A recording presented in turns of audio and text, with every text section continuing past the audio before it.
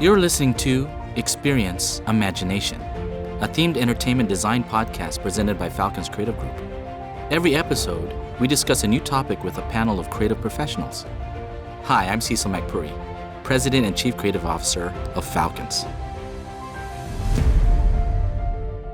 Well, hello everybody and welcome back to Experience Imagination. This is part 2 of our characters and animation episode. In part 1 last month, we had the great opportunity to sit down with veteran animator Aaron Blaze to talk about his take on the craft and his journey and his advice for future animators. So if you haven't heard that yet, please definitely go back and check that out. For part 2 today, we have the opportunity to sit down with several different panelists from around our studio and the media team to talk more about animation. So we're going to start with our first conversation with Jason Ambler and Claudia Gonzalez. I'll let them introduce themselves. Hi, I'm Jason Ambler. I'm the VP of Digital Media and Executive Producer. I'm Claudia Gonzalez, and I'm the CG Supervisor.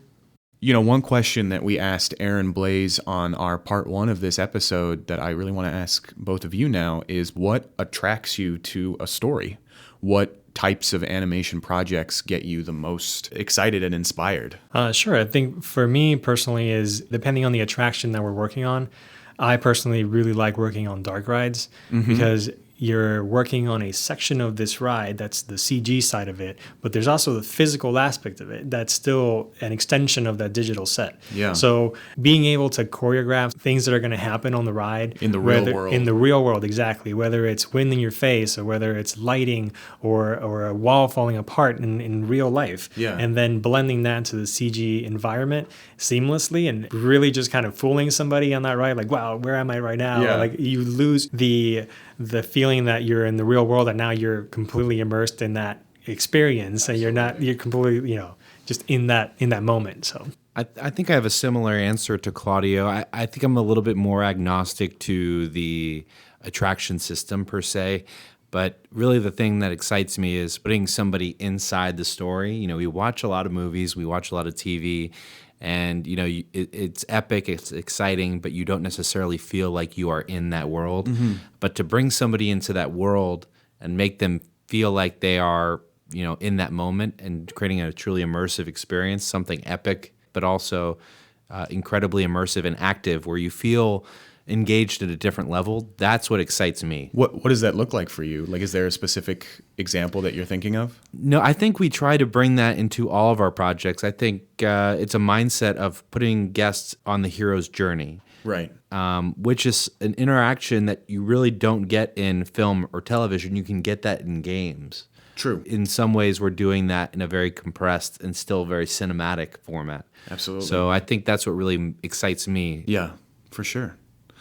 Of all of the many, many different animation projects that we've done here at Falcons, and I know that they have all come with their own unique, spectacular, amazing experiences and challenges, is there one project that stands out to you as, we learned the most on this project, or we grew the most as a studio on this project? Jason? Every project we've ever done here, I feel like we've challenged ourselves and have learned something new. And every single one I'm more proud of than the last. So it's kind of an interesting curve, if you will. And I feel like the projects we're working on right now are going to blow the ones we did out of the water. If I were to say some of the milestones, in my mind, the Hulk Circumotion project was probably the first project that really resonated with me, and it was the first circumotion attraction in the industry, right? And it had a lot of firsts, and we're working obviously with a Marvel IP and dealing with a 360 choreography and 3D and motion seats and all kinds of elements. Yeah. So that one was really pretty inspiring to me. I think another one that stood out was a Battle for Ire at Busch Gardens, Williamsburg, which was also another industry first, where we brought VR experience to a motion base and had the highest capacity VR attraction in the world, and did that with a really compelling story. Where a lot of people would go for more gags and features, we really decided to tell a full story arc in a 4-minute VR experience. Yeah. So I was really proud of the team for that. We challenged ourselves like crazy. And then most recently, we worked on the Halo Dome experience at Halo Outpost Discovery, and To me, that was some of the best content we've ever produced. It wasn't necessarily, the most immersive as far as, it was a smaller dome 2D experience, but from a content standpoint, it really did challenge our pipeline and our process. Claudia? Yeah, I think I kind of agree with you, Jason. Every new project is like the most exciting project for me, and I'm answering that question more from the technical challenging side. Like Sure. Every single project that we just finished, we learned so much that I'm excited to get into the next one and apply those things that we learned and then push the envelope even more. Now, as far as my personal favorites, I do have a few of those. Heroes and Legends sticks out to me. I think it proved that we could do some live action 360 tracking, incorporate CG into that, and also that project included a lot of just CG in general. Tons of reference that we had to do to try and match the time and the locations, and space is always cool to work on. So that one for me really sticks out. And then obviously Halo is a great IP to work on. I think most of the studio has played the game, so everybody's excited to be able to create a piece of history in that IP within that world. And we were fortunate enough to do that here. Yeah, one of our most recent projects, as an honorable mention, is Becoming Jane, the evolution of Dr. Jane Goodall experience. At the National Geographic Museum, yeah. Yeah, and that one was a whole new set of challenges where we were working with 360, 3D, 8K VR footage and compositing photorealistic chimps with photorealistic fur and body movements, and also creating chimps that are going to go into an augmented reality headset or a real-time game engine for vocalization interactive. That one was also fun because it shows the versatility of how animation can be applied to all these different mediums. Walk us through the process and pipeline of an animation project. What does that look like? How do you set your goals? How do you organize, handoffs, that kind of thing? Claudio? I would say it still starts from a script and an idea, and trying to get that on paper or trying to get that on screen represented for the director to get a chance to get in there and make sure that we're able to put his vision on screen. So as far as process, it's still very similar to regular production where you would get in there and do some pre-visualization in 3D, sometimes getting a chance to do some 2D animatics that help feed that process as well. Right, yeah, storyboards. Storyboards, exactly. We'll do things, but a lot of times, we do storyboard animatics, but very quickly we have to depart from that because what we are trying to communicate is either covering such a great distance or the camera moves are so complex that it's really hard to capture that even in storyboards. I do think it's interesting how, because of the unique venues that guests might be witnessing this animation, and also because of the unique media formats you might not have the benefit of cutting, that spatialization becomes a huge dimension that you have to take into account, both physical spatialization in the real world, but also the spatialization of the virtual world. Yeah, and with that, it's also the time frame of the projects. You have to, when you start with story, there's still this whole phase of architectural design of how the ride is going to be built and what space is going to be built, and working with those sightline studies correct. And everything. Yeah, so we still start with story and try and tell it traditionally, getting something that's strong and it communicates with the audience.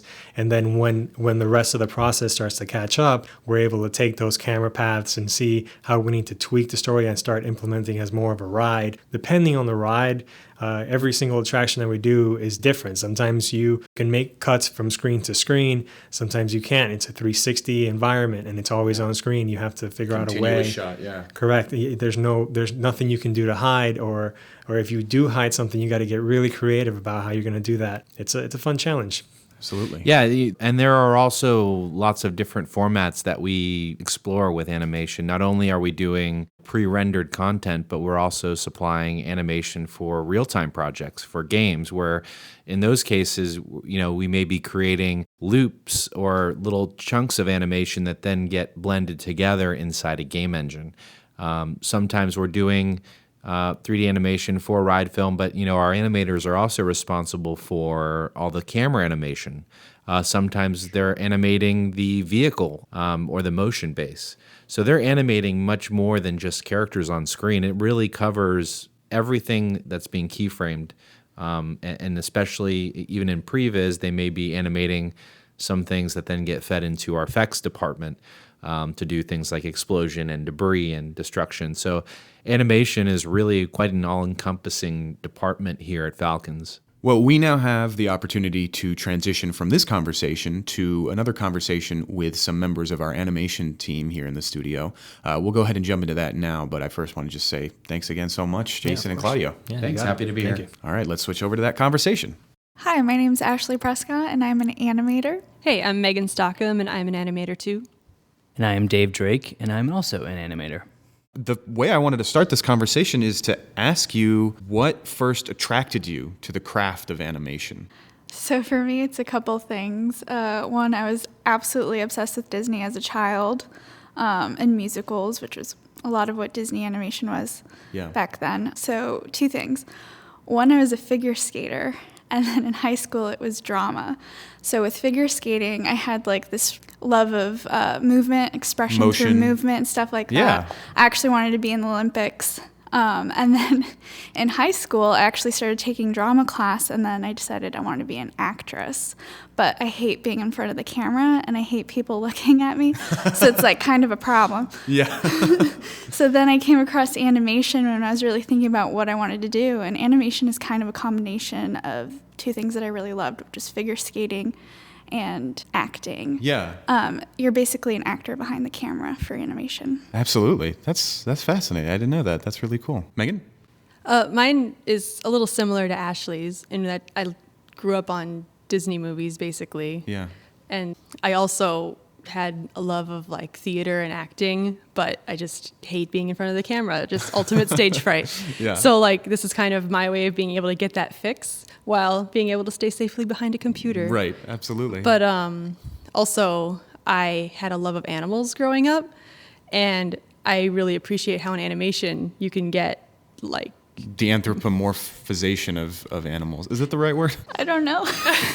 That's a lot of syllables. Animals that are as expressive as people, if not more so essentially. sometimes. And I loved being able to explore that sort of avenue as Yeah. opposed to just animating people, which is still fun, but animals I feel like give you like that kind of that extra element of almost like fantasy, Yeah. which I also love.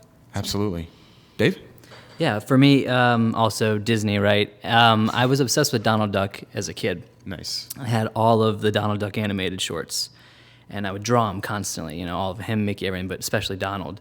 And we went to Disney World, and they had that animation drawing class, and I got to draw Donald with the guy, following his instructions.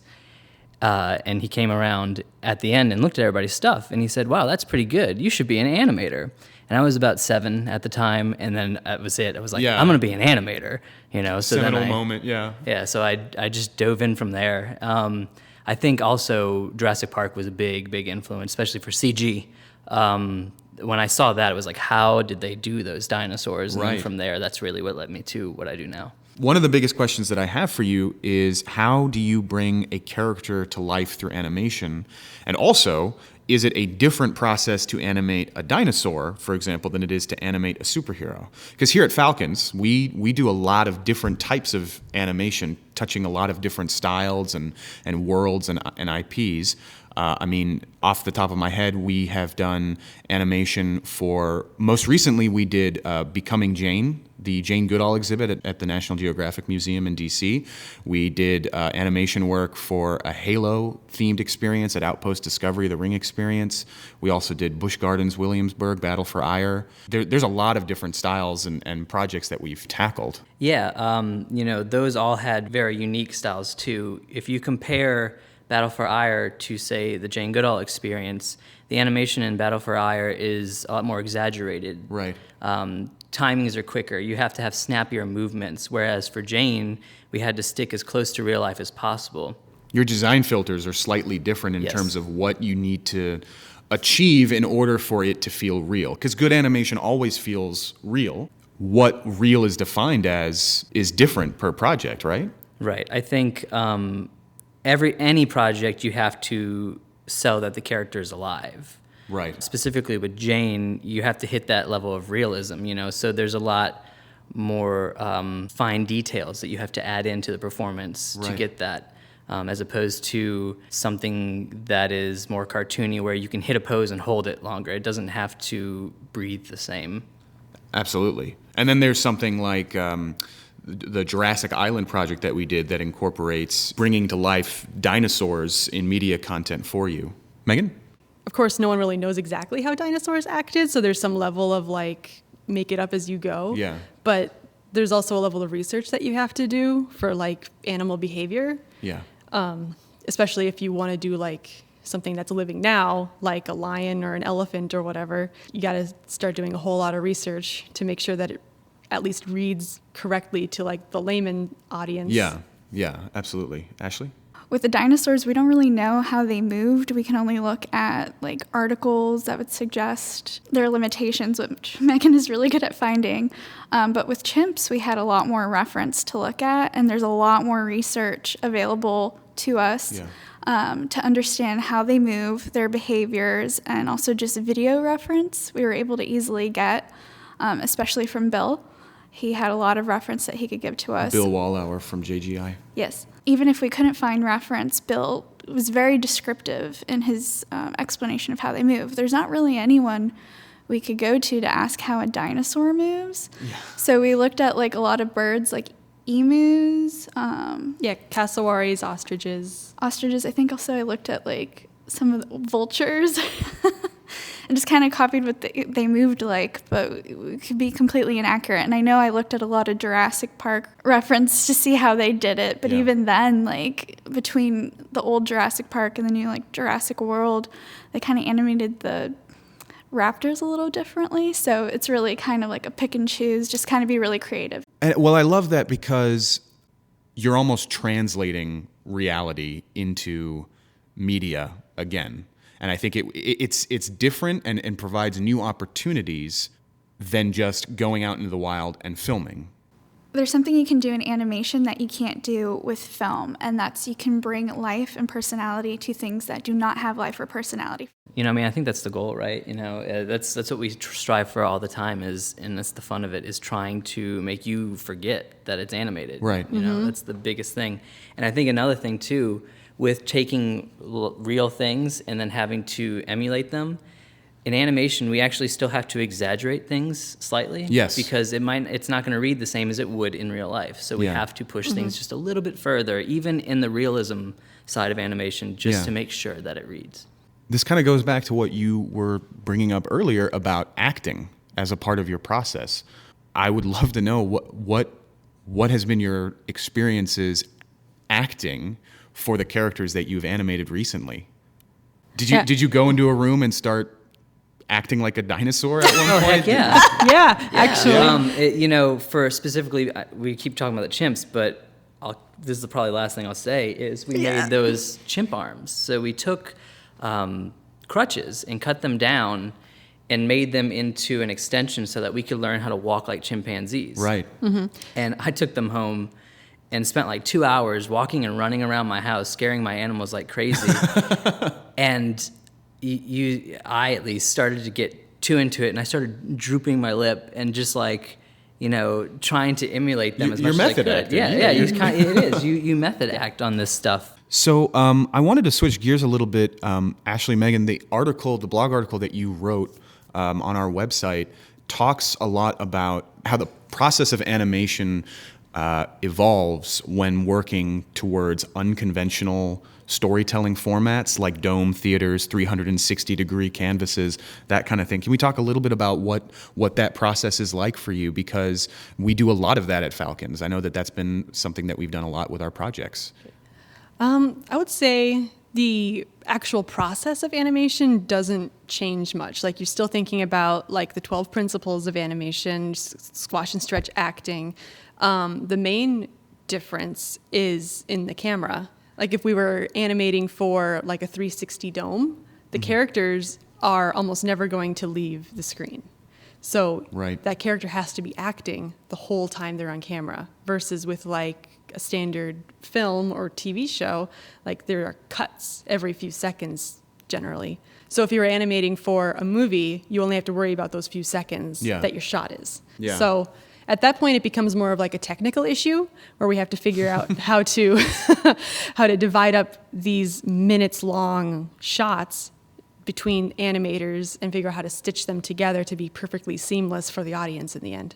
The biggest thing is the handoffs, like Megan and I handed off on Jurassic Island, and my first frame was her last frame, but we started at the same time, and she hadn't done her last frame. So, it's like who starts with that frame, who matches into what, and then I had to take everything Megan did, bring it into my scene, and then smooth it out at the end to make sure that it... To make it seamless. Yeah.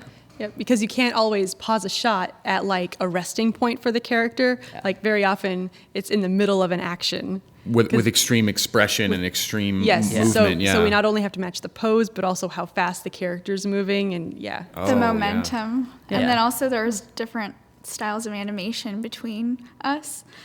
We choose different controls for the character. So when you're cutting between one animator to another, you have to figure out, how do I blend into this other animator's style seamlessly? Yeah, and so that at this point involves meetings between all of us to kind of establish, like, okay, what controls are we using for these characters to make sure we have minimal problems when we hand these off to each other? Absolutely. When we're doing stuff like VR or 360 domes, the camera is controlled by the audience member. So where they point their eyes. Yeah, so we can't cheat to camera because we don't know the view that it's going to be seen. Yeah. So we have to make sure it's appealing from multiple views. Yeah. It's the same principle, but we just have to think about it a little bit differently. Megan? I was just going to say similar to video games in that respect, in that you have to, for animating for games, you don't know where the player is going to go or where they're going to be standing. You have to look at your animation from all views, make sure that it looks nice. You mentioned the 12 principles of animation. For anyone who might not be familiar with that, can you talk a little bit about that? Just to go through them real quick, we have squash and stretch, anticipation, staging, follow through and overlapping action, slow in, slow out. I feel like follow through and overlapping action kind of go into slow in, slow out a little bit. They kind of have a lot to do with each other. We have our arcs, secondary action, which also would go into our follow through. What's secondary action? Like if say you jumped, your hair is up in the air and you land and then your hair flops down after you finish landing. Oh, interesting. Yeah. That's a secondary action or a shirt or... That's cool. I'd say arcs is also one of my big favorites of all of these. Arcs? Yeah, A-R-C? arcs. Basically, yeah, as something moves, unless it's a robot, it never goes in like a perfectly straight line. Like you bring your arm up, the tips of your fingers naturally follow an invisible arc as it comes up. And there's infinite ways for like you to lift an arm. So like, I never considered that, but that makes sense. It's just something you think about when you're animating it. So it's like, well, it has to come from here to here. It could go like just straight up, or you could put a flourish on the tip of your wrist. Right. But the main thing that you have to think about for all of that is what kind of arc is it following? Because if the arc is like jittery, which is often an issue in CG animation, then that automatically makes your animation just like anybody can look and be like, that's bad. You're right. It's too noticeable at that point. The smoother, the better. It makes things fluid. Yeah. And it also goes into like timing and spacing. Yeah, usually if something looks weird in an animation, I'll put a motion trail on it and you can see, the arc is super messed up. Okay. It's one of my favorite things about CG animation is you can put a motion trail. You can easily see the arcs. Nice. Well, thank you so much, guys. I really appreciate you coming in to talk about this. Yeah, of course. Cool. Yeah, I like talking about animation. Well, that about wraps us up on our discussion for characters in animation. I want to once again thank our panelists, Jason, Claudio, Dave, Ashley, Megan, and also Aaron Blaze for joining us in part 1. I also want to thank all of you for listening. As always, you can send us an email with any questions, comments, or ideas for future episodes at podcast@falconscreativegroup.com. Again, that's podcast@falconscreativegroup.com. We'll see you in the next episode. This has been Experience Imagination. For more information about this episode's discussion, be sure to visit our blog at falconscreativegroup.com. And don't forget to follow Falcons Creative Group on LinkedIn, Facebook, and Instagram.